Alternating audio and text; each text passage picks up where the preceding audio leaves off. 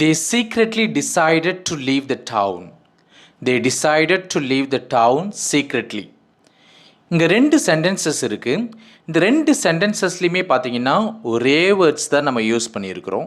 இந்த ரெண்டு சென்டென்சஸ்க்கு மீனிங் ஒன்று தானா அப்படின்னு பார்த்தீங்கன்னா இல்லை. முதல் சென்டென்ஸில் பாருங்கள், they secretly decided to leave the town. இங்கே பார்த்தீங்கன்னா என்ன சொல்ல வரோன்னா, the decision was secret. அதாவது அவங்க டவுனை விட்டு வெளியில் போகணுன்னு முடிவு பண்ணாங்க. பட்டு அந்த முடிவு பண்ணுறதை வந்து ரொம்ப சீக்ரெட்டாக பண்ணாங்க, ரகசியமாக பண்ணாங்க. So the decision was secret. ஆனால் செகண்ட் சென்டென்ஸில் பாருங்கள், they decided to leave the town secretly. அதாவது இங்கேயும் டவுனை விட்டு வெளியில் போகணுன்னு முடிவு பண்ணாங்க. ஆனால் முடிவு பண்ண விதம் சீக்ரெட்டாக பண்ணாங்கன்னா இல்லை, மாறாக இந்த டவுனை விட்டு வெளியில் சீக்ரெட்டாக போகணும் அப்படின்னு முடிவு பண்ணாங்க.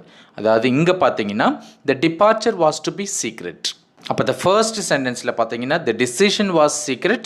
இந்த செகண்ட் சென்டென்ஸில் பார்த்தீங்கன்னா the departure was to be secret. ஒரே வேர்ட்ஸ் இருந்தாலும் கூட இந்த சீக்ரெட்லின்ற ஒரு ஆட்வேர்போட பொசிஷனுக்கு தகுந்தா போல் இந்த சென்டென்ஸோட மீனிங்கே மாறுது பாருங்கள். அதனால தான் இங்கிலீஷ் கிராமர்லேயும் சரி, ஸ்போக்கன் இங்கிலீஷ்லேயும் சரி, adverb placement, அதாவது the position of adverbs கற்றுக்கிறது ரொம்பவே முக்கியமான ஒரு விஷயம். நம்ம போன வீடியோவில் கைண்ட்ஸ் ஆஃப் adverbs கற்றுக்கிட்டோம், அதே போல் ஃபார்மேஷன் ஆஃப் adverbsலாம் கற்றுக்கிட்டோம். இந்த வீடியோவில் the position of adverbs கற்றுக்க போகிறோம். ரொம்ப டீட்டெயிலாக, எந்த சந்தேகங்களுக்கும் இடம் கொடுக்காத வகையில் ரொம்ப டீட்டெயிலாக கற்றுக்க போகிறோம். அதனால் விடாமுயற்சியோட கடைசி வரைக்கும் பார்த்து பயன்பெறுங்கள். Position of adverbs. We can put adverbs at the front, in the middle, or at the end of a clause. Adverbs பார்த்தீங்கன்னா ஒரு கிளாஸோடைய முன்னாடியே போடலாம், ஃப்ரண்ட் பொசிஷனில் போடலாம், அல்லது மிடில் பொசிஷனில் போடலாம், அல்லது எண்ட் பொசிஷனில் போடலாம். இப்போ எடுத்துக்காட்டுக்கு பாருங்கள், ரியலி ஐ கான்ட் சே அப்படின்னா உண்மையாகவே என்னால் சொல்ல முடியாது அப்படின்னு அர்த்தம். ரெண்டாவது சென்டென்ஸில் பாருங்கள், ஐ கான்ட் ரியலி சே என்னால் உண்மையாகவே சொல்ல முடியாது அப்படின்னு அர்த்தம். மூணாவது சென்டென்ஸ் பாருங்கள், ஐ கான்ட் சே ரியலி என்னால் சொல்ல முடியாது உண்மையாகவே அப்படின்னு சொல்லுவோம் இல்லையா. அப்போ பாருங்கள், ஆட்வர்ப்ஸு ஃப்ரண்ட் பொசிஷன்லேயும் வரும், மிடில் பொசிஷன்லேயும் வரும், அதே போல் எண்ட் பொசிஷன்லேயும் வரும். அப்போ ஃப்ரண்ட் பொசிஷன்னா ஒரு கிளாஸில் பிகினிங்லேயே போடுவோம் ஆட்வர்ப்ஸு. எண்ட் பொசிஷன்னா என்னது, ஒரு கிளாஸில் எண்டில் போடுவோம், அதாவது கடைசியில் போடுவோம், அதுதான் எண்ட் பொசிஷன். ஆனால் இந்த மிட் பொசிஷன் அப்படின்றது என்னது, சிம்பிள் ப்ரெசன்ட் டென்ஸ் மற்றும் சிம்பிள் பாஸ்ட் டென்ஸை பொறுத்த வரைக்கும் the mid position is between the subject and the main verb. Simple present tense மற்றும் சிம்பிள் பாஸ்ட் டென்ஸை பொறுத்த வரைக்கும் மிட் பொசிஷன் அப்படின்றது ஒரு கிளாஸில் அல்லது ஒரு சென்டென்ஸில் சப்ஜெக்ட்டுக்கும் மெயின் வேர்புக்கும் நடுவில் வரும். இப்போ எடுத்துக்காட்டுக்கு இங்கே ரெண்டு சென்டென்சஸ் இருக்குது. ரெண்டு சென்டென்சஸுமே சிம்பிள் ப்ரெசன்ட் டென்ஸில் இருக்குது. இங்கே பாருங்கள், ஆப்பிள்ஸ் ஆல்வேஸ் டேஸ்ட் குட். ஆப்பிள்கள் எப்பொழுதும் சுவையாக இருக்கும். இங்கே பாருங்கள், ஆப்பிள்ஸ் அப்படின்றது ஒரு சப்ஜெக்ட், டேஸ்ட் அப்படின்றது மெயின் வேர்ப்.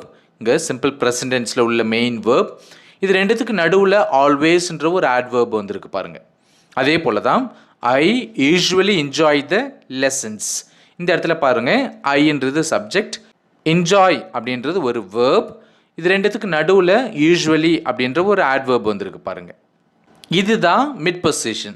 இப்போ உங்களுக்கு ஒரு சின்ன டவுட் இருக்கலாம், sir simple present tense, simple past tense okay, அங்கே ஒரே ஒரு மெயின் வேர்பு தான் வரும். பட் மற்ற டென்சஸ்லாம் இருக்குது, அங்கெல்லாம் பார்த்தீங்கன்னா ஆக்சிலரி வேர்ப்ஸ்லாம் வரும். அதுவும் சில சென்டென்சஸ்லாம் பார்த்தீங்கன்னா 2-3 ஆக்சிலரி வேர்ப்ஸ் வரும், மாடல் வேர்ப்ஸ்லாம் வரும். அப்போ அங்கே வந்து மிட் பொசிஷன் அப்படின்றது என்னதுங்க சார் அப்படின்னு நீங்கள் கேட்டிங்கன்னா அதுக்கு ஆன்சர் என்னதுன்னு பாருங்கள். Where there are auxiliary verbs or model verbs in the sentences, then the mid position means after the first auxiliary verb or after a model verb. அதாவது ஒரு சென்டென்ஸில் ஒன்று அல்லது அதற்கு மேற்பட்ட ஆக்சிலரி வேர்ப்ஸ் இருந்துச்சுன்னா முதல் ஆக்சிலரி வேர்புக்கு பக்கத்தில் நம்ம வந்து ஆட்வேர்பு போட்டுக்கலாம், அதுதான் அங்கே மிட் பொசிஷன். அதே போல் மாடல் வேர்ப்ஸ் இருந்துச்சுன்னா மாடல் வேர்புக்கு பக்கத்தில் அடுத்ததாக என்ன பண்ணலான்னா நம்ம ஆட்வேர்ப்ஸ் போட்டுக்கலாம், அங்கே அதுதான் மிட் பொசிஷன். இப்போ எடுத்துக்காட்டுக்கு பாருங்கள், I have always been respected by my colleagues. அதாவது என்னுடைய சக ஊழியர்களால் நான் எப்பொழுதுமே மரியாதை கொடுக்கப்பட்டிருக்கிறேன் அப்படின்னு அர்த்தம். இங்கே பாருங்கள், ஐன்றது சப்ஜெக்ட், ஹாவ் பீன் அப்படின்றது ஆக்சிலரி வேர்ப்ஸ். ஸோ இங்கே ரெண்டு ஆக்சிலரி வேர்ப்ஸ் வந்துருக்கு. ரெஸ்பெக்டட் அப்படின்றது மெயின் வேர்ப். அப்போ இங்கே முதல் ஆக்சிலரி வேர்ப் என்னது ஹேவ். அப்போ அதுக்கு பக்கத்தில் தான் நம்ம வந்து ஆல்வேஸ்ன்ற ஆட்வேர்பை போட்டிருக்கோம். செகண்ட் சென்டென்ஸில் பாருங்கள், we have just booked our tickets. நாங்கள் இப்போ தான் எங்களோட டிக்கெட்ஸை புக் பண்ணோம். ஸோ இந்த இடத்துல பாருங்கள், ஹேவ்ன்றது ஆக்சிலரி வேர்ப், புக்டுன்றது மெயின் வேர்ப். அப்போ இங்கே ஒரே ஒரு ஆக்சிலரி வேர்ப் தான் இருக்குது. அதுக்கு அடுத்ததாக நம்ம ஆட்வேர்ப், ஜஸ்ட்ன்ற ஆட்வேர்பை போட்டிருக்கோம். அடுத்தது பாருங்கள், you can never predict what will happen. என்ன நடக்கும்ன்றதை உன்னால் எப்பவுமே கணிக்கவே முடியாது அப்படின்னு சொல்கிறோம். இங்கே பாருங்கள், you can never predict. So கேன்ன்றது இங்கே மாடல் வேர்ப், ப்ரெடிக்ட்ன்றது மெயின் வேர்ப். அப்போ கேனுக்கு பக்கத்தில், அதாவது அடுத்ததாக நம்ம நெவர்ன்ற ஆட்வேர்ப் போட்டிருக்கோம். அதே போல் தான் she will always go by taxi.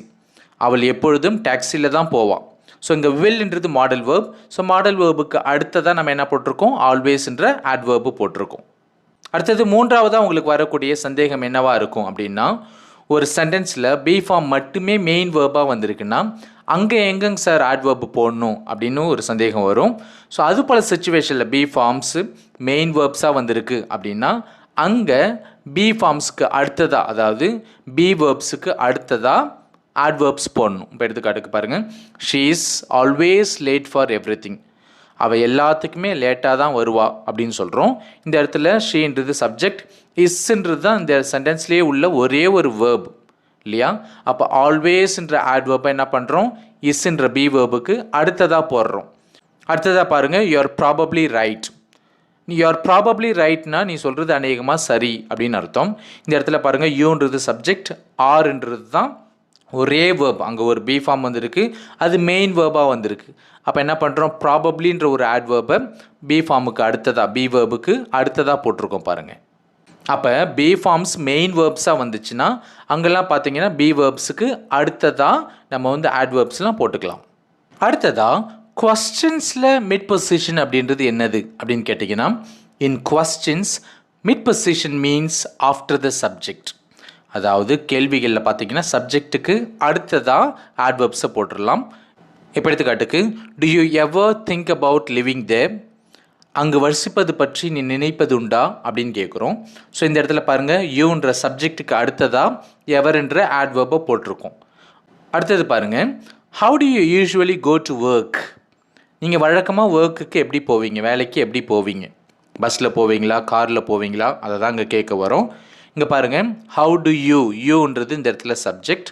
So யூன்ற சப்ஜெக்ட்டுக்கு அடுத்ததாக யூஸ்வலி அப்படின்ற ஒரு ஆட்வேர்பு வந்திருக்கு பாருங்கள்.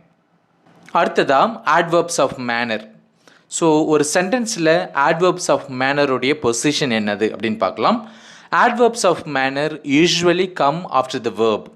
பொதுவாகவே ஆட்வேர்ப்ஸ் பார்த்திங்கன்னா வேர்புக்கு அடுத்ததாக தான் வரும். ஏன்னா ஆட்வேர்ப்ஸ்லாம் வேர்பை வந்து குவாலிஃபை பண்ணுது. அதுலேயும் குறிப்பாக பார்த்திங்கன்னா ஆட்வேர்ப்ஸ் ஆஃப் மேனர் பார்த்திங்கன்னா பொதுவாகவே அது வேர்புக்கு அடுத்ததாக தான் வரும். இப்போ எடுத்துக்காட்டுக்கு, ஷி டான்ஸ்ட் பியூட்டிஃபுல்லி அப்படின்னா அவள் அழகாக நடனமாடினாள். ஷீ சாங் ஸ்வீட்லி, அவள் இனிமையாக பாடினாள். இங்கே பாருங்கள், டான்ஸ்டுன்ற வேர்புக்கு அடுத்ததாக பியூட்டிஃபுல்லின்ற ஒரு ஆட்வேர்பு வந்திருக்கு. சாங்குன்ற வேர்புக்கு அடுத்ததாக ஸ்வீட்லின்ற ஒரு ஆட்வேர்ப் ஆஃப் மேனர் வந்திருக்கு.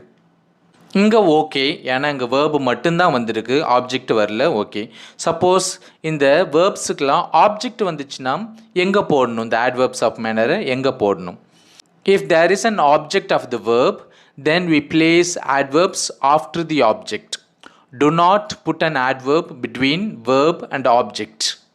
Suppose அந்த verbsக்கு ஆப்ஜெக்ட் வந்துச்சுன்னா அப்போ adverbs of manner நம்ம எங்கே போடணும், ஆப்ஜெக்ட்டுக்கு அடுத்ததாக தான் போடணும், வேர்புக்கும் ஆப்ஜெக்ட்டுக்கும் நடுவில் போடக்கூடாது. For example, I wrapped the parcel carefully. Okay, அந்த பார்சலை நான் ரொம்ப ஜாக்கிரதையாக ரேப் பண்ணேன், கவர் பண்ணேன் அப்படின்னு சொல்கிறோம். அப்போ இந்த இடத்துல ஐன்றது சப்ஜெக்ட், wrapped அப்படின்றது ஒரு வேர்ப், த பார்சல் அப்படின்றது தான் ஆப்ஜெக்ட். அந்த ஆப்ஜெக்ட்டுக்கு அடுத்ததாக நம்ம கேர்ஃபுல்லின்ற ஆட்வேர்பை போட்டிருக்கோம். ஐ wrapped கேர்ஃபுல்லி த பார்சல் அப்படின்னு போடக்கூடாது. ஸோ வேர்புக்கு அடுத்ததாக கேர்ஃபுல்லின்ற ஆட்வேர்ப் இங்கே இந்த இடத்துல போடக்கூடாது. ஏன் அப்படின்னா அங்கே ஒரு ஆப்ஜெக்ட் வந்திருக்கு இல்லையா. ஸோ அப்போ ஆப்ஜெக்ட்டுக்கு அடுத்ததாக தான் போடணும். அதே போல் பாருங்கள், தே ஸ்பீக் இங்கிலீஷ் வெல். அவர்கள் ஆங்கிலம் நன்றாக பேசுகிறார்கள். ஸோ இந்த சென்டென்ஸ் வந்து பர்ஃபெக்ட். ஏன்னா ஸ்பீக்ன்ற வேர்புக்கு இங்கிலீஷ்ன்ற ஒரு ஆப்ஜெக்ட் வந்திருக்கு. அதனால் ஆப்ஜெக்ட்டுக்கு அடுத்ததாக நம்ம வெல்ன்ற ஆட்வேர்பு போட்டிருக்கோம். ஆனால் தே ஸ்பீக் வெல் இங்கிலீஷ் அப்படின்னு சொல்லக்கூடாது. அப்போது ஒரு சென்டென்ஸில் வேர்பு மட்டும் வந்துச்சுன்னா வேர்புக்கு அடுத்ததாக நம்ம ஆட்வேர்பு போடுறோம். சப்போஸ் வேர்பு கூட ஆப்ஜெக்ட் வந்துச்சுன்னா ஆப்ஜெக்ட்டுக்கு அடுத்ததாக நம்ம வந்து ஆட்வேர்பு போடுறோம். சப்போஸ் ஒரு சென்டென்ஸில் verb plus preposition plus object வந்துச்சுன்னா எங்கே போடணும் adverb? When we have verb plus preposition plus object, the adverb can be either before the preposition or after the object. Suppose ஒரு சென்டென்ஸில் verb plus preposition plus object வந்துச்சுன்னா நம்ம போடுற அந்த adverb prepositionக்கு முன்னாடி போடலாம், அப்படி இல்லைன்னா ஆப்ஜெக்ட்டுக்கு அடுத்ததாக போடலாம். For example, he looked suspiciously at me அப்படின்னா அவன் என்ன சந்தேகத்தோடு பார்த்தான் அப்படின்னு அர்த்தம். இந்த இடத்துல he looked suspiciously at me அப்படின்ட்டு இந்த suspiciouslyன்ற adverb atன்ற prepositionக்கு முன்னாடியும் போடலாம், அப்படி இல்லைனா he looked at me suspiciously அப்படின்னு சொல்லலாம். அதாவது ஆப்ஜெக்ட்டுக்கு, அதாவது மீன்ற ஆப்ஜெக்ட்டுக்கு பிறகும் suspiciouslyன்ற adverb போடலாம். சரி, ஆப்ஜெக்ட் சின்னதாக இருந்தால் ஓகே, நம்ம வந்து ப்ரிப்போசிஷனுக்கு முன்னாடியே நம்ம ஆட்வேர்பை போட்டுக்கலாம், அல்லது ஆப்ஜெக்ட்டுக்கு அடுத்ததாகவும் போட்டுக்கலாம். சப்போஸ் ஆப்ஜெக்ட் ரொம்ப பெருசாக இருக்குன்னா என்ன பண்ணுறது, ஒரு நம்பர் ஆஃப் வேர்ட்ஸ் அதிகமாக இருக்குது அப்படின்னா என்ன பண்ணுறது. But if the object contains a number of words then we put the adverb before the preposition. So ப்ரிப்போசிஷனுக்கு முன்னாடியே நம்ம ஆட்வேர்பை போட்டுருணும். இப்போ எடுத்துக்காட்டுக்கு he looked suspiciously at everyone who got off the plane. அதாவது பிளேன்லேருந்து இறங்கி வந்தவங்க எல்லாரையுமே அவர் சந்தேகத்தோடு பார்த்தாரு. இதை தான் இங்கே சொல்ல வரோம். நம்ம வந்து இந்த இடத்துல வந்து இப்படி போடலாமா பாருங்கள். he looked at everyone who got off the plane suspiciously அப்படின்னு போட முடியுமா? போட முடியாது. ஏன்னா மீனிங்கே மாறிடும். இங்கே மீனிங் எப்படி வரும் அப்படின்னா பிளேன்லேருந்து சந்தேகத்தோடு வந்தவங்க எல்லாத்தையுமே அவர் பார்த்தாரு அப்படின்றப்போல வரும். அதாவது இங்கே சந்தேகப்பட்டது அவரு கிடையாது, பிளேன்லேருந்து இறங்கி வந்தவங்க அப்படின்றப்போல மீனிங்கே மாறிடும்.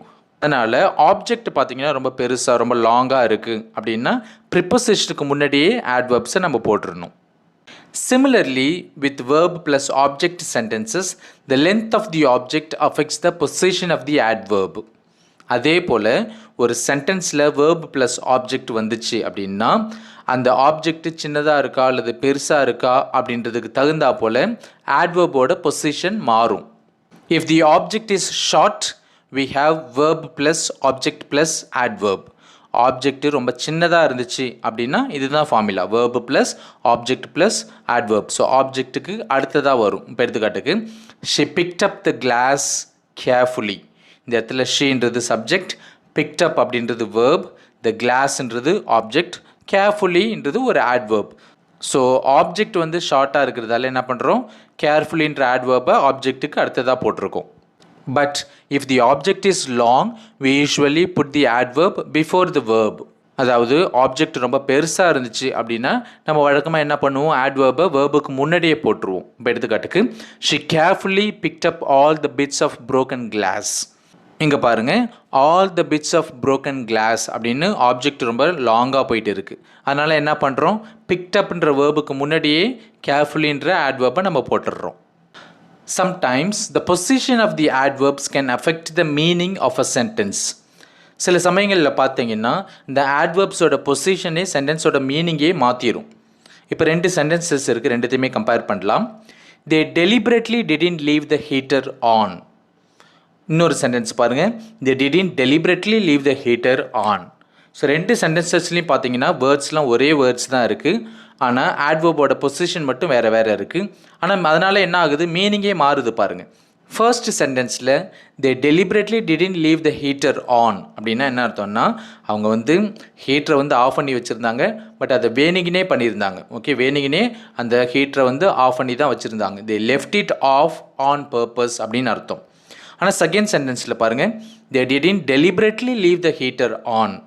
அதாவது அவங்க வந்து ஹீட்டரை ஆனில் வச்சுருந்தாங்க, ஆனால் அதை வந்து அவங்க டெலிபரேட்டாக வேணுங்கினே ஆனில் வச்சுருக்கல, பை மிஸ்டேக் ஒருவேளை மறந்து கூட அதை ஆஃப் பண்ண மறந்து கூட ஆனில் வச்சுருந்துருக்கலாம். பாருங்கள், ஒரே சென்டென்ஸ் தான், ஆனால் ஃபர்ஸ்ட் சென்டென்ஸில் பாருங்கள் டெலிபரேட்லி அப்படின்ற ஒரு ஆட்வர்ப் டிடன்ட்டுக்கு முன்னாடி வந்திருக்கு, செகண்ட் சென்டென்ஸில் அது பின்னாடி வந்திருக்கு. அதனால் மீனிங்கே மாறுது பாருங்கள்.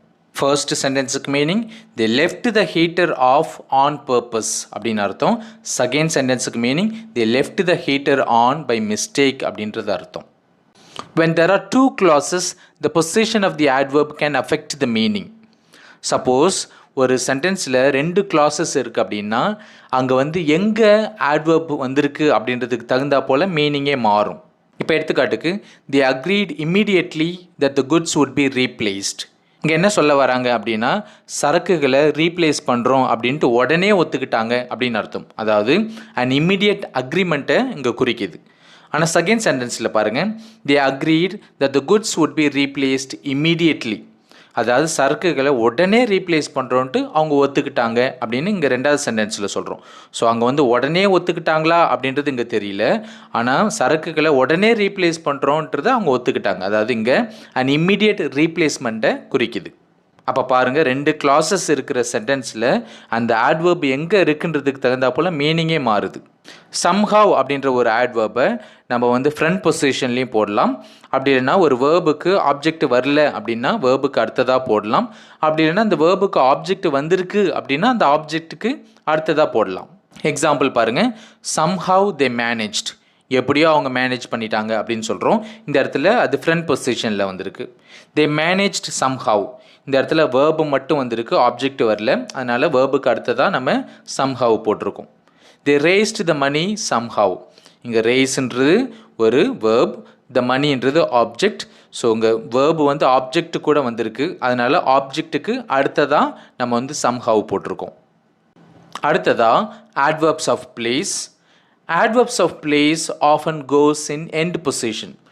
Adverbs of place பொறுத்த வரைக்கும் அது பெரும்பாலும் end positionல தான் வரும். இப்போ எடுத்துக்காட்டுக்கு she went away. I've seen that man somewhere. இங்கே away somewhereன்றது adverbs of place end positionல வந்திருக்கு பாருங்க. If there is no object, these adverbs are usually placed after the verb.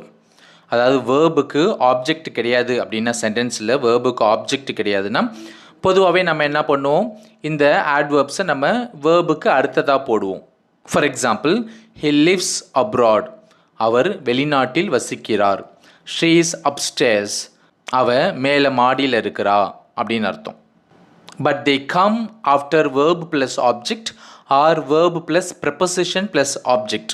Suppose வேர்புக்கு பக்கத்தில் ஒரு ஆப்ஜெக்ட் வந்தாவோ அல்லது வேர்புக்கு பக்கத்தில் ப்ரிப்பசிஷன் ப்ளஸ் ஆப்ஜெக்ட் வந்தாவோ நம்ம ஆப்ஜெக்ட்டுக்கு அடுத்ததாக தான் நம்ம என்ன பண்ணணும், இந்த adverbs of place-ஐ போடணும். இப்போ எடுத்துக்காட்டுக்கு she sent him away. அவள் அவனை வெளியே அனுப்பினாள்.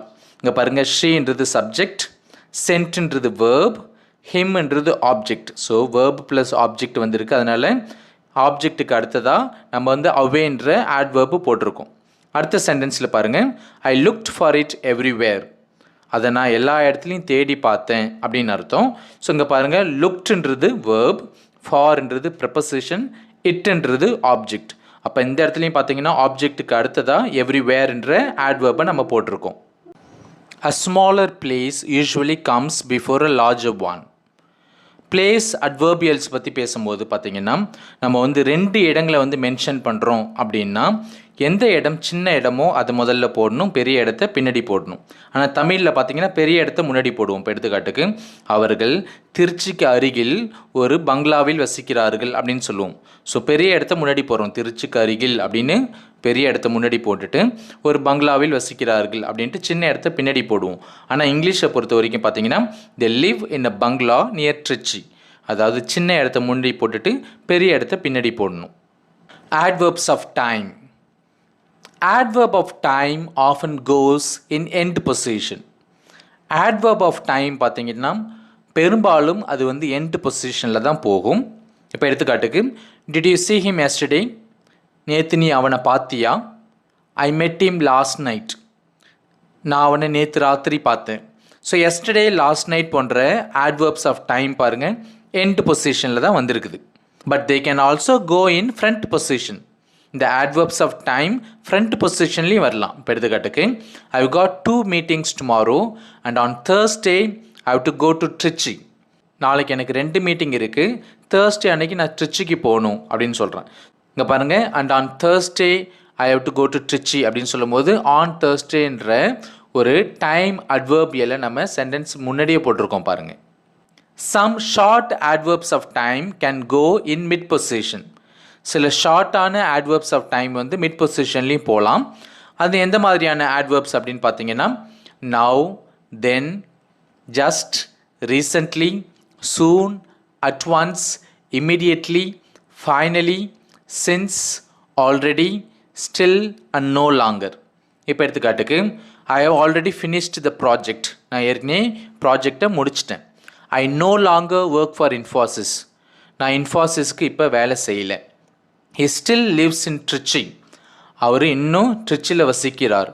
ஐ ஹவ் ஜஸ்ட் சீன் பிரியன். நான் பிரியனை இப்போ தான் பார்த்தேன். Will soon B home. நாங்கள் விரைவில் வீட்டில் இருப்போம். ஸோ இது போன்ற adverbs பார்த்தீங்கன்னா மிட் பொசிஷன்லேயும் வரும்.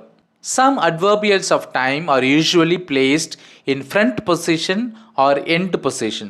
அந்த adverbials of timeலாம் என்னது அப்படின்னு பார்த்தீங்கன்னா afterwards, hereafter, thereafter, eventually, lately, now, recently, soon, then, today, tomorrow, at once, since then, etc.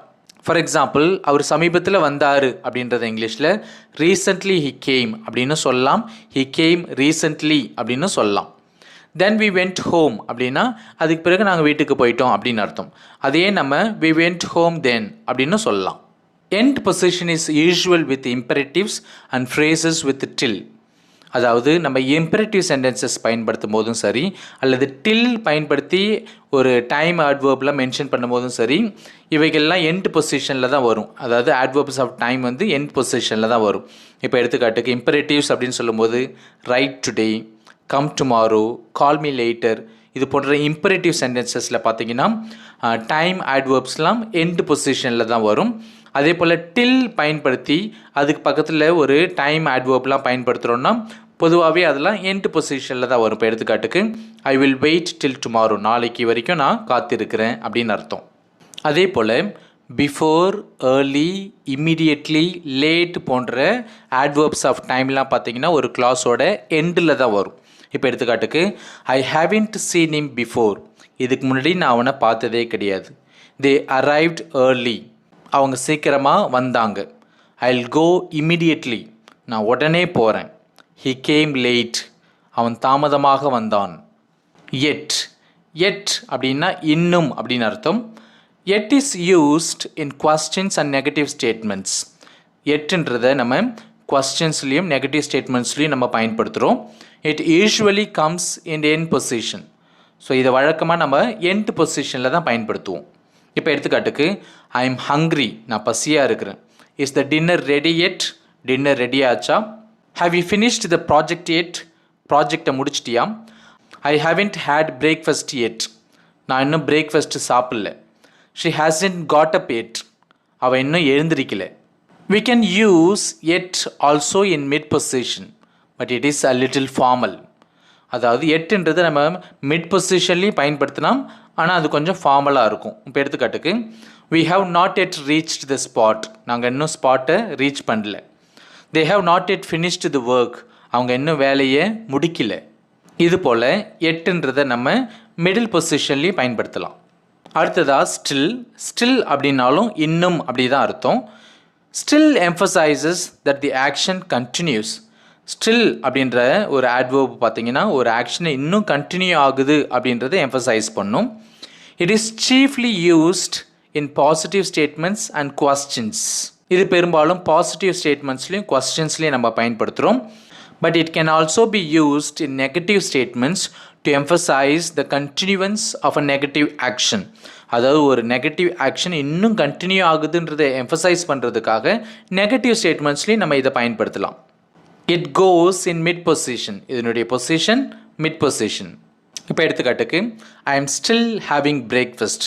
நான் இன்னும் பிரேக்ஃபாஸ்ட் சாப்பிட்டுட்டு இருக்கிறேன். இது ஒரு positive statement. Does he still live here. அவர் இன்னும் இங்கே வசிக்கிறாரா? இது ஒரு question. He still doesn't understand. அவருக்கு இன்னும் இது புரியல. இது ஒரு நெகட்டிவ் ஸ்டேட்மெண்ட். இங்கே பாருங்கள், the negative action of not understanding continues. அதாவது doesn't understand அப்படின்ற ஒரு நெகட்டிவ் ஆக்ஷன் இன்னும் கண்டினியூ ஆகுது அப்படின்ற சொல்கிறதுக்காக ஸ்டில் பயன்படுத்துகிறோம். Still is placed after the verb be. அதாவது பி ஃபார்ம்ஸ் வந்துச்சுன்னா பி வேர்ப்ஸ் வந்துச்சுன்னா நம்ம பி வேர்ப்ஸுக்கு அடுத்ததாக ஸ்டில்லை நம்ம போடணும். இப்போ எடுத்துக்காட்டுக்கு she is still in bed. அவள் இன்னும் தூங்கிட்டு தான் இருக்கிறாள். We are still tired. நாங்கள் இன்னும் டயர்டாக தான் இருக்கிறோம். இங்கே இஸ் ஆர்ன்ற பி வேர்ப்ஸுக்கு அடுத்ததாக ஸ்டில்லை நம்ம போட்டிருக்கோம். But still is placed before other verbs. So இந்த பி ஃபார்ம்ஸ் இல்லாமல் மற்ற மெயின் வேர்ப்ஸ்லாம் வந்துச்சு அப்படின்னா அந்த வேர்ப்ஸுக்கு முன்னாடி ஸ்டில்ல போடணும். இப்போ எடுத்துக்காட்டுக்கு she still has the watch. அவள் இன்னும் அந்த வாட்சை வச்சிருக்கிறா. He still loves you. அவர் இன்னும் உங்களை அன்பு செய்கிறார். இது எல்லாமே பாசிட்டிவ் ஸ்டேட்மெண்ட்ஸ். ஆனால் நெகட்டிவ் ஸ்டேட்மெண்ட்ஸில் பாருங்கள், in negative statements it comes after the subject. So negative ஸ்டேட்மெண்ட்ஸில் இது சப்ஜெக்ட்டுக்கு அடுத்ததாக வந்துடும். இப்போ எடுத்துக்காட்டுக்கு the child still hasn't learn to read. அந்த குழந்தை இன்னும் வாசிக்க கற்றுக்கல. He still doesn't understand. அவருக்கு இன்னும் புரியல. இங்கே த சைல்ட் ஹீன்ற சப்ஜெக்ட்டுக்கு அடுத்ததாகவே ஸ்டில்ன்ற adverb வந்திருக்கு. ஜஸ்ட். ஜஸ்ட்ன்றதும் ஒரு adverb of time. Just usually takes the middle position. So ஜஸ்ட்ன்றதை நம்ம வழக்கமாக மிடில் பொசிஷனில் தான் போடுவோம். இப்போ எடுத்துக்காட்டுக்கு இதோ வந்துடுறேன் அப்படின்னு சொல்கிறத ஐம் ஜஸ்ட் கம்மிங் அப்படின்னு சொல்லலாம்.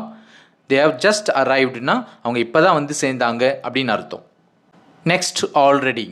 ஆல்ரெடி அப்படின்னா ஏற்கனவே அப்படின்னு அர்த்தம். இதை வந்து நம்ம மெயினாக மிடில் பொசிஷனில் தான் பயன்படுத்துவோம். அதுவும் பாசிட்டிவ் ஸ்டேட்மெண்ட்ஸ்லையும் கொஸ்டின்ஸ்லையும் பயன்படுத்துவோம். இப்போ எடுத்துக்காட்டுக்கு I have already had the breakfast அப்படின்றது ஒரு பாசிட்டிவ் ஸ்டேட்மெண்ட். நான் ஏற்கனவே பிரேக்ஃபாஸ்ட் சாப்பிட்டுட்டேன் அப்படின்னு அர்த்தம். Have you already replied to the letter. நீ ஏற்கனவே அந்த லெட்டருக்கு ரிப்ளை பண்ணிட்டியா? ஸோ இது ஒரு கொஸ்டின். இந்த ரெண்டு சென்டென்சஸ்லையும் பாருங்கள், ஆல்ரெடின்ற ஒரு adverb நம்ம மிட் பொசிஷனில் தான் பயன்படுத்தியிருக்கிறோம்.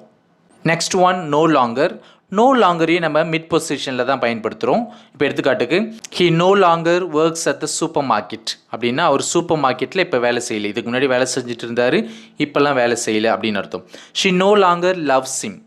அவள் இதுக்கு முன்னாடி அவனை வந்து லவ் பண்ணிட்டு இருந்தா, ஆனால் இப்போ அவள் வந்து அவனை லவ் பண்ணல. We are no longer friends. நாங்கள் ஒரு காலத்தில் ஃப்ரெண்ட்ஸாக இருந்தோம், ஆனால் இப்போ நாங்கள் ஃப்ரெண்ட்ஸாக இல்லை. He is no longer a student. அவர் இப்போ ஒரு ஸ்டூடெண்ட்டு கிடையாது. Probably has become a teacher. இங்கே பாருங்கள், இந்த எல்லா சென்டென்சஸ்லேயும் நோ லாங்கர்ன்ற adverb நம்ம மிட் பொசிஷனில் பயன்படுத்தியிருக்கிறோம். அடுத்ததா anymore. No longer is a little formal. In informal speech we use anymore. It goes in end position in a negative sentence. No longer அப்படின்றது கொஞ்சம் ஃபார்மலாக இருக்கும். அதே நம்ம இன்ஃபார்மலாக எனிமோர்ன்ற adverb நம்ம பயன்படுத்தி சொல்லலாம். அது வந்து யூஸ்வலாக end பொசிஷனில் தான் போகும். அதுவும் நெகட்டிவ் சென்டென்சஸில் வரும். He doesn't work at the supermarket anymore. He doesn't work here anymore. We are not friends anymore. இங்கே பாருங்கள், எனிமோர் நெகட்டிவ் சென்டென்சஸில் வந்திருக்கு, அதுவும் என் பொசிஷனில் வந்திருக்கு.